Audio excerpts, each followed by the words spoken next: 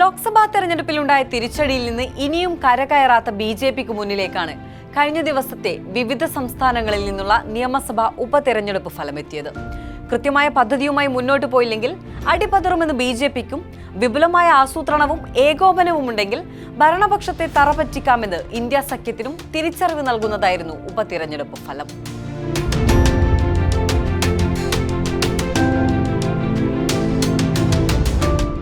7 സംസ്ഥാനങ്ങളിലെ 13 സീറ്റുകളിലേക്ക് നടന്ന ഉപതെരഞ്ഞെടുപ്പിൽ ഇന്ത്യ സഖ്യം 10 സീറ്റ് നേടി. കോൺഗ്രസും തൃണമൂൽ കോൺഗ്രസും 4 വീതം സീറ്റിലും DMKയും ആം ആദ്മി പാർട്ടിയും ഒരു സ്വതന്ത്ര സ്ഥാനാർത്ഥിയും ഓരോ സീറ്റിലും വിജയിച്ചപ്പോൾ 11 സീറ്റിൽ മത്സരിച്ച ബിജെപി 2 സീറ്റിലേക്ക് ചുരുങ്ങി. ഇതോടെ ഇന്ത്യ സഖ്യത്തിൽ ആവേശവും ബിജെപിക്ക് പരാജയവും രുചിച്ച ഒരു ഫലം കൂടി വന്നു. ബിജെപി നേത ഭയത്തിന്റെയും ആശങ്കയുടെയും വല പൊട്ടിക്കൊണ്ടിരിക്കുന്ന ഫലമാണ് പുറത്തു വന്നതെന്നാണ് പ്രതിപക്ഷ നേതാവ് രാഹുൽ ഗാന്ധി പ്രതികരിച്ചത്.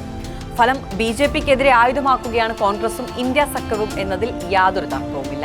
3 സീറ്റിൽ ഉപതെരഞ്ഞെടുപ്പ് നടന്ന ഹിമാചൽ പ്രദേശിലെയും 2 സീറ്റിലേക്ക് നടന്ന ഉത്തരാഖണ്ഡിലെയും ഫലമാണ് കോൺഗ്രസ് ആഘോഷമാക്കുന്നത്. അതിന് കാരണമുണ്ട്. 3 സ്വതന്ത്രർ രാജിവെച്ച് ബിജെപിയിലേക്ക് പോയതോടെയായിരുന്നു ഹിമാചലിൽ ഉപതെരഞ്ഞെടുപ്പിന് വഴിവെച്ചത്. കോൺഗ്രസിൽ തന്നെ വിഭാഗീയതയുള്ള സമയം. കൂറുമാറ്റത്തിലൂടെ ഹിമാചൽ സർക്കാരിനെ അട്ടിമറിക്കാനായിരുന്നു ബിജെപി ശ്രമം.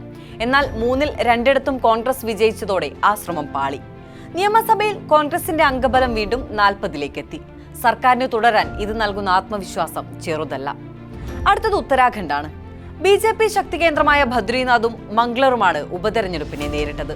കോൺഗ്രസിന്റെ സിറ്റിംഗ് MLA ബിജെപി പാളയത്തിലേക്ക് പോയത് ബിജെപി വേരോട്ടമുള്ള മണ്ണിൽ കോൺഗ്രസിന് തിരിച്ചടിയായിരുന്നു.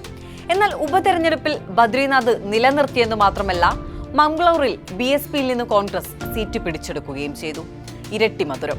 ഉത്തർപ്രദേശിൽ അയോധ്യ ഉൾപ്പെടുന്ന ഫൈസാബാദിലെ വിജയത്തിന് സമാനമായാണ് കോൺഗ്രസ് ബദ്രിനാഥിലെ വിജയത്തെ ആഘോഷമാക്കുന്നത്.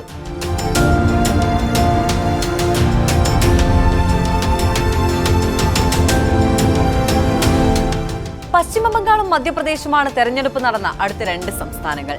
ബംഗാളിൽ തിരഞ്ഞെടുപ്പ് നടന്ന 4ഇടത്തും മമതയ്ക്കും പാർട്ടിക്കും നേട്ടം. ലോക്സഭാ തെരഞ്ഞെടുപ്പിൽ ബിജെപിയെ പടിക്കു പുറത്തു നിർത്തിയ മമത വങ്കനാട്ടിലേക്കുള്ള ബിജെപിയുടെ കടന്നുവരവ് എളുപ്പമല്ലെന്ന് ഒരിക്കൽ കൂടി കാണിച്ചു കൊടുക്കുകയായിരുന്നു. ലോക്സഭാ തെരഞ്ഞെടുപ്പിൽ 11 സീറ്റിൽ ഒതുങ്ങിയ ബിജെപിക്ക് ഈ ഫലം ഇരുട്ടടിയായി. ബിജെപി എംപിമാരുടെ തൃണമൂലിലേക്കുള്ള കൂടുമാറ്റവും തൃണമൂൽ MLAയുടെ മരണവുമായിരുന്നു ഉപതെരഞ്ഞെടുപ്പിലേക്ക് വഴിവെച്ചത്. അതേസമയം മധ്യപ്രദേശിൽ കമൽനാഥിന്റെ പ്രതാപം ക്ഷയിക്കുകയാണെന്ന് ഒരിക്കൽ കൂടി ഉറപ്പിക്കുന്ന ഫലമാണ് പുറത്തു വന്നത്. കോൺഗ്രസ് MLA രാജിവെച്ച് ബിജെപി സ്ഥാനാർത്ഥിയായതോടെ മത്സരിച്ച് വിജയിച്ചു.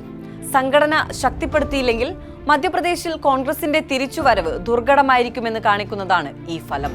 വിജയം നരേന്ദ്രമോദിയുടെയും ബിജെപിയുടെയും വിശ്വാസ്യത ഒന്നുകൂടെ തെളിയിച്ചതാണെന്ന് ഖാർഗെ പരിഹസിച്ചു. മഹാരാഷ്ട്ര, ജാർഖണ്ഡ്, ഹരിയാന നിയമസഭാ തെരഞ്ഞെടുപ്പിലേക്ക് നീങ്ങുമ്പോൾ ഉത്തർപ്രദേശ് തിരിച്ചുപിടിക്കാനുള്ള നീക്കം രാഹുലിന്റെ നേതൃത്വത്തിൽ കോൺഗ്രസ് ശക്തിപ്പെടുത്തുമ്പോൾ കുറെ കൂടെ മുന്നോട്ടു പോകാൻ കരുത്തു പകരുന്നതാണ് ഉപതെരഞ്ഞെടുപ്പ് ഫലം. ദേശീയ തലത്തിൽ ബിജെപിയുടെയും മോദിയുടെയും ശക്തി ശോഷിക്കുകയാണെന്ന തരത്തിൽ പ്രചാരണം പ്രതിപക്ഷം ഇതിനകം ആരംഭിച്ചു കഴിഞ്ഞു.